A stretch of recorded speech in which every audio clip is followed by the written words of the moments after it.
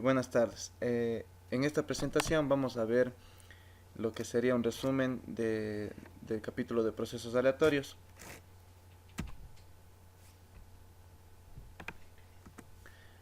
Ya, entonces tenemos la definición matemática de un proceso aleatorio. Entonces, esto nos dice que si tenemos un proceso aleatorio, un experimento aleatorio, tenemos que pensar también con la idea de un espacio muestral. Entonces, cada experimento se va a asociar con un punto, sería una muestra en el espacio muestral. La totalidad de los puntos de la muestra son los posibles resultados del experimento. Entonces, estos puntos va a recibir el nombre de espacio muestral. Bueno, sería cada muestra del espacio muestral es una función de tiempo y el espacio muestral está compuesto por funciones de tiempo. Ya, a este se lo denomina proceso aleatorio o proceso estocástico. Ya, entonces, un proceso aleatorio se divide en varios intervalos de tiempo, las distintas sesiones del proceso y tiene las mismas propiedades estadísticas. Entonces, un proceso con estas características se dice que es un proceso estacionario. De otra manera se dice que el proceso no es estacionario si no cumpliría con estas características. Ya, vamos a ver un poco lo que serían las funciones de la media, la correlación y la covariancia. Entonces tenemos que consideramos un proceso aleatorio, el cual será denotado por x de t, y definimos como media el valor esperado de la variable aleatoria obtenida al observar el proceso aleatorio en algún tiempo t. Entonces aquí tenemos la definición, ya tenemos la definición de la media, como pueden ver aquí. Entonces tenemos que esta parte de la integral es la función de la densidad de probabilidad. Esta función es independiente del tiempo. Y entonces, por lo tanto, tenemos que la media viene siendo siempre una constante. Ya, la autocorrelación de un proceso x de t es el valor esperado del producto de dos variables aleatorias obtenidos al observar el proceso x de t en los tiempos t1 y t2. Entonces aquí tenemos la definición y cómo sería la definición matemática. La autocorrelación de un proceso estrictamente estacionario solo depende de la diferencia de T1 y T2, entonces sería la definición que podemos ver acá. Esto para todos los valores de T1 y T2, claro, ¿no? Ya. Tenemos la función de autocovariancia de un proceso estrictamente estacionario x de t, que se describe como esta definición de acá. Eh, ya, entonces decimos que si conocemos la media y la autocorrelación del proceso, es posible que determinemos en forma única la autocovarianza. Entonces esto nos dice que necesitamos estos dos valores para poder calcular la autocovarianza. Ya, tenemos la correlación cruzada, que, bueno, vamos a definir un proceso aleatorio x de t y otro un y de t. Entonces, el x de t va a tener una autocorrelación rx de t y el y de t, el ry de t. Entonces, vamos a definir su correlación como lo que sigue aquí. Como podemos ver, la autocorrelación no depende del orden de los factores, simplemente es la multiplicación de los dos, ¿no? Ya, entonces vamos a ver un poco también lo que son procesos ergódicos. Bueno, ya, las esperanzas y promedios de un proceso aleatorio son promedios entre los extremos del proceso. Entonces, es posible definir los promedios de muestra a largo plazo o promedios de tiempo que son promedios a largo plazo del proceso, ¿no? Consideramos la función de muestra x de t de un proceso estacionario x de t con intervalo desde menos t hasta t. Entonces definimos como está acá y calculamos la media del promedio del tiempo que está dada por esto de acá. Entonces, como podemos ver aquí las definiciones y al final sacamos la media, ¿no? Ya, entonces, afirmamos que el proceso x de t es ergódico y entonces la media tiene que satisfacer estas dos condiciones, que el promedio del tiempo ux de t se acerca al promedio total ux en el límite cuando el intervalo de observación t tiende al infinito, como podemos ver aquí matemáticamente. La varianza ux de t trata como una variable aleatoria que tiende a cero en el límite cuando el intervalo de observación se acerca al infinito. como podemos ver aquí. Ya. Bueno, vamos a ver lo que son la transmisión de un proceso aleatorio a través de un filtro lineal invariante con el tiempo. Eh, bueno, dice, la transmisión de un proceso a través de un filtro LTI está definido por la convolución, como se indica aquí. Entonces aquí tenemos que ingresa una señal, tenemos una respuesta al impulso y tenemos una señal de salida. Y eso viene definido por la integral de convolución, que tenemos la salida y de t, que viene dado por la integral de la respuesta al impulso por sería la entrada en tiempo definido. Por lo tanto, la media de y de t, tenemos aquí la definición para saber cuál es la media. Respecto con el filtro LTI, entonces la media viene siendo toda esta parte de acá. Ya, ahora, como podemos ver, podemos cambiar el orden de la integral, esto para que salga el valor acá sin que tenga que ver con el diferencial de la integral. Entonces esto nos permite simplificar la ecuación a esta parte de acá. Como vemos, sale el ux y nos queda definido de esta manera. Entonces la función de autocorrelación está definido por esta parte de acá. ¿Ya? Y si utilizamos la integral de convolución en ambos lados, tenemos esta definición de acá. Ya, entonces de la misma manera, bueno, como vemos acá, ya, tenemos estas dos integrales. Entonces de la misma manera intercambiamos el orden para poder hacer esta parte de acá.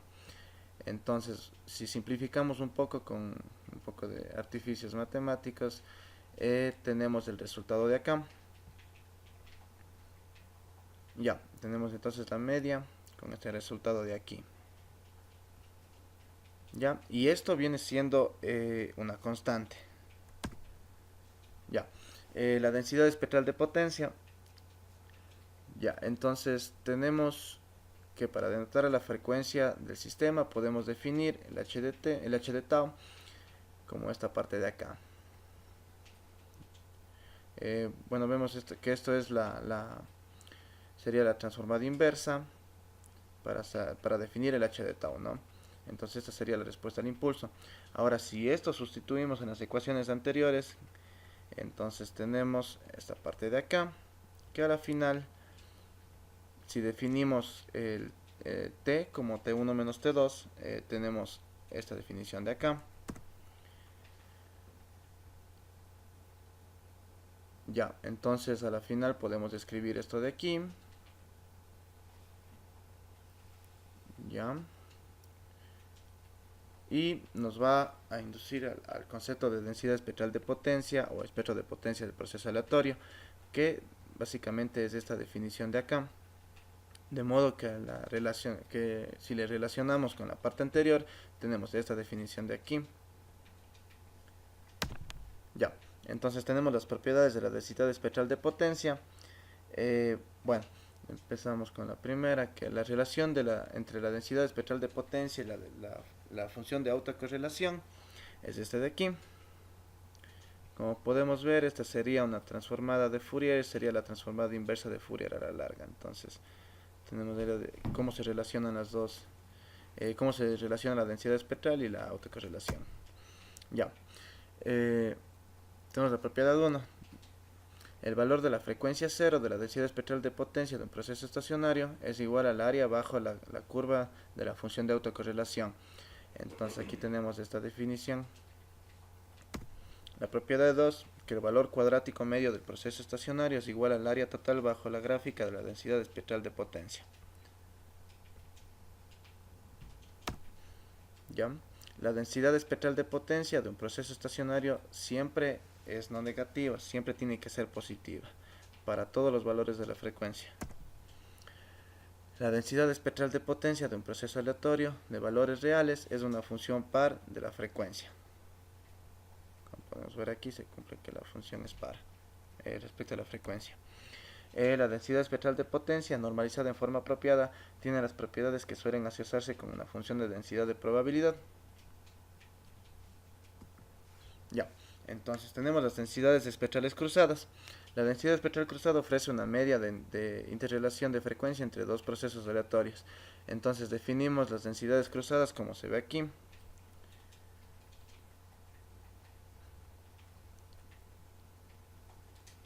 Ya. Entonces estas son pares de transformadas de Fourier, como se pudo observar en la definición.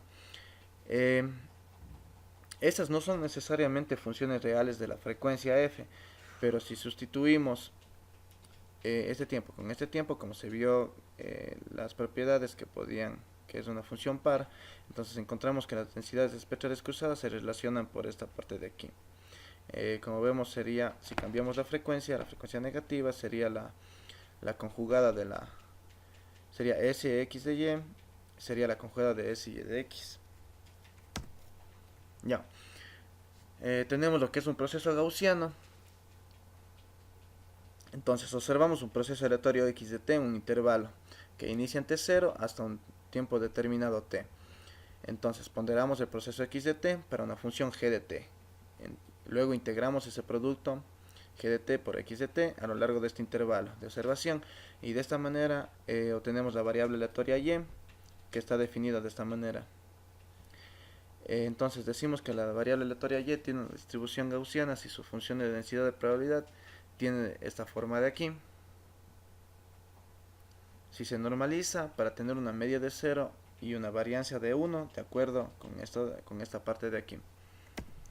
Ya, entonces tenemos las propiedades de los procesos gaussianos. Tenemos la propiedad 1. Si se aplica un proceso gaussiano x de t a un filtro lineal estable, entonces el proceso aleatorio y de t, que sería la salida, del filtro también es gaussiano. Entonces, como vemos aquí, está la demostración de la propiedad. Entonces ambos procesos vienen siendo gaussianos. Si la entrada es gaussiana, la salida también es gaussiana. Tenemos la propiedad 2, que si consideramos el conjunto de variables o muestras aleatorias obtenidas al observar un proceso aleatorio x de t en los tiempos t1 y t2, t3, etc., el proceso x de t es gaussiano. Entonces el conjunto de variables aleatorias es gaussiano conjuntamente para todo valor de n. Entonces su función de densidad de probabilidad conjunta está determinada completamente al especificar el conjunto de medias. Entonces aquí tenemos. Entonces especificamos todas las medias y tenemos la definición. Como se puede ver aquí, que depende de la sumatoria de las medias. Ya, la propiedad 3. Si un proceso gaussiano es estacionario, entonces el proceso también es estrictamente estacionario. La propiedad 4. Si las variables aleatorias obtenidas mediante un proceso gaussiano x de t en los tiempos t1, t2, t3, etc. no están correlacionadas, tenemos aquí la definición que no están correlacionadas, entonces las variables aleatorias son independientes estadísticamente. Vamos a ver un poco lo que es el ruido. Ya, suele utilizarse este término para designar a las señales que no son deseadas. Entonces, o bueno, que tienden a perturbar la transmisión. El procesamiento de señales de sistemas de comunicación y sobre las cuales no tenemos un control completo. Ya, tenemos lo que es el ruido de disparo. El ruido de disparo surge en los dispositivos electrónicos como los diodos, los transistores y los transistores, debido a la naturaleza discreta del flujo de corriente en estos dispositivos. Tenemos el ruido térmico, que este surge al movimiento aleatorio de los electrones de un conductor, entonces esto va a generar un calor. El valor medio cuadrático del voltaje del ruido térmico, que sería Btn, que aparece en las terminales de un resistor, medido en un ancho de banda en Hertz, está dado por esta definición de aquí. Tenemos lo que es el ruido blanco, en el que expresamos la densidad espectral de potencia del ruido blanco como una función de potencia denotada por W de t.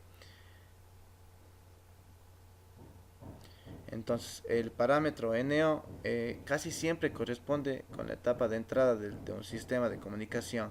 Entonces esto podemos expresarlo de esta manera de aquí. Ya, puesto que la función de autocorrelación es la transformada inversa de Fourier de la densidad espectral de potencia, se constituye que para el ruido blanco tenemos esta definición de acá. Ya, tenemos el ruido de banda angosta.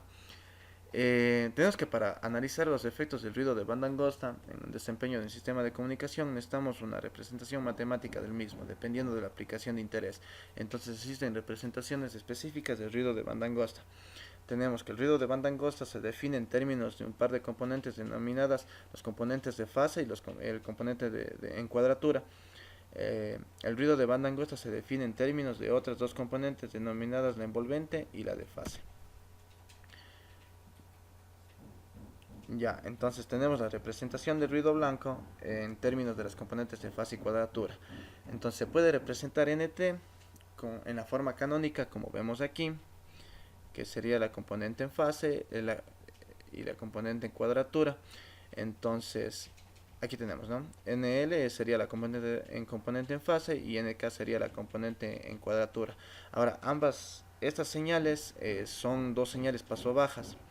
Y podemos obtener la componente de fase y cuadratura usando este esquema de aquí, en donde entra la señal, tenemos que se multiplica por un oscilador, y acá sería por el oscilador pero desfasado, entonces esto nos da un coseno y esto nos da un seno, se aplica un filtro y tenemos la componente en fase, y asimismo se aplica un filtro acá y tenemos la componente en cuadratura.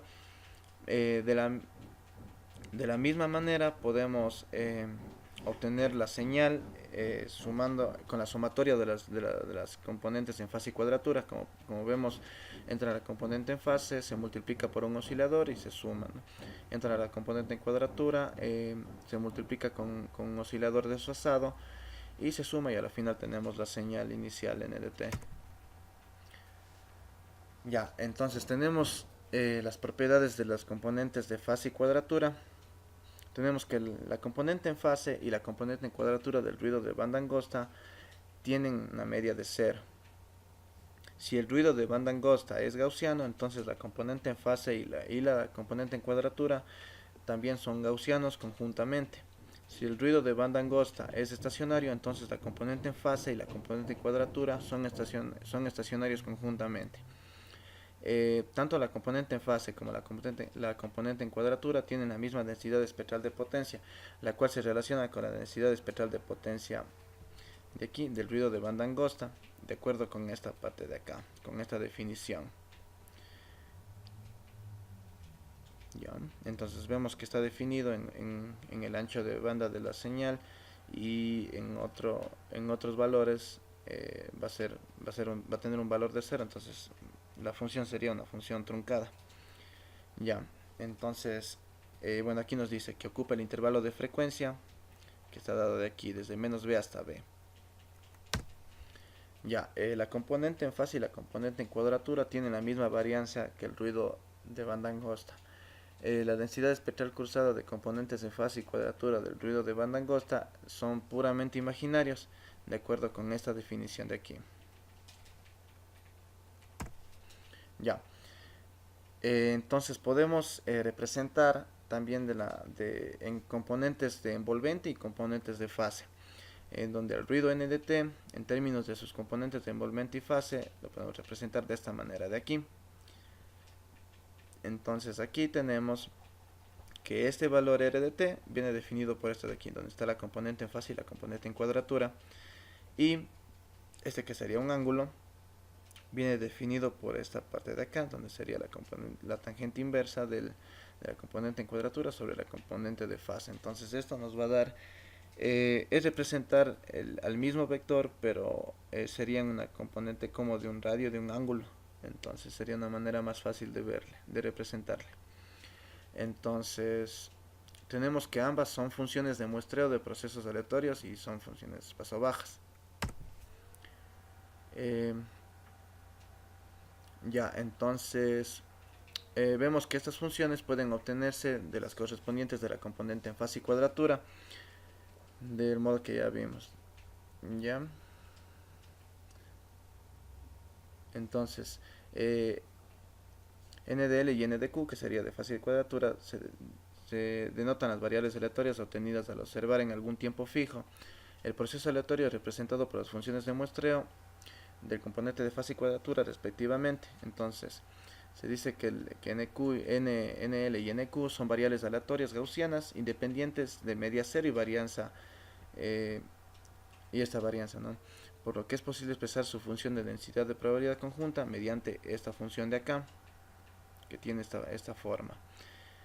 Entonces la transformación, tenemos que NL viene definido por esto de aquí, que sería N por el coseno del ángulo, ¿no? Y NQ, que sería lo mismo pero con el seno, como sería como sacar las componentes en X y en Y. Entonces es algo así, es una transformación.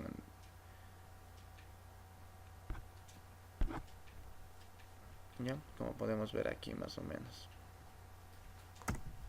Ya, entonces tenemos que la función de densidad de probabilidad conjunta de R y del ángulo es de esta manera de acá, es de esta forma. Eh, Tenemos la función de densidad de probabilidades independiente del ángulo, lo que significa que las variables aleatorias de R y del ángulo son estadísticamente independientes. Entonces es posible expresar eh, el producto de esto de aquí, en particular la variable aleatoria del ángulo que representa la fase que está distribuida uniformemente dentro del intervalo desde 0 hasta pi, como se indica mediante esta definición de acá. Entonces, esto nos deja que la función de densidad de probabilidad de la variable aleatoria R definida de esta manera.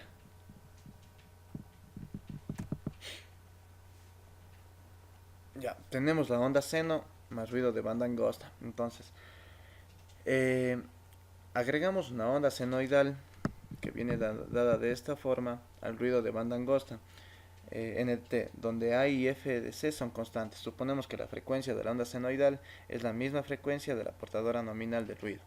Entonces una función de muestreo de la onda senoidal más el ruido se expresa mediante esta forma de acá, en donde tenemos que es la suma de la función n de t más la onda senoidal que agregamos. Entonces, representando el ruido de banda angosta n de t en términos de sus componentes en fase y cuadratura, podemos escribir de esta manera, donde este n de t viene siendo esta definición de aquí, donde entra la amplitud de la función por la componente en fase. Entonces por eso tenemos aquí una n' de L. Entonces suponemos que n de t es gaussiano con media cero y esta varianza. Entonces podemos establecer que n' de L, o bueno, la componente prima de fase como la componente en cuadratura son gaussianas y estadísticamente independientes. De la misma manera, la media de n' de L es A y la de NQ es 0. Y la varianza tanto de n' como de NQ es esta varianza de acá, que sería la misma de la definición. Ya, entonces podemos expresar la función de densidad de probabilidad conjunta de las variables aleatorias n' de L y y NQ correspondientes a las anteriores, de modo de esta manera, como se ve aquí, de esta forma. Entonces dejamos que R de t denote la envolvente de X de t y el ángulo de t, ¿no? Denote su fase. Entonces aquí vemos cómo se definen estas dos variables. Entonces, siguiendo un procedimiento similar al que se describió antes para la deducción de las distribuciones, como se podía ver antes, descubrimos que la función de densidad de probabilidad conjunta de las variables aleatorias correspondientes a estas para algún tiempo fijo está dada de esta manera. Entonces vemos que tiene esta forma. Entonces nos interesa la función de densidad de R. Entonces tenemos por la definición de acá que nos deja estas funciones de aquí. Entonces si igualamos x a esta parte de acá, tenemos la definición de aquí. Entonces como la distribución es de Rayleigh, la representación gráfica de la distribución se simplifica poniendo estos valores de acá y obtenemos esto de acá. Como se puede ver en esta gráfica, en este caso entonces es posible expresar la distribución de Riccian de la ecuación de la forma normalizada. Tenemos esta forma de acá.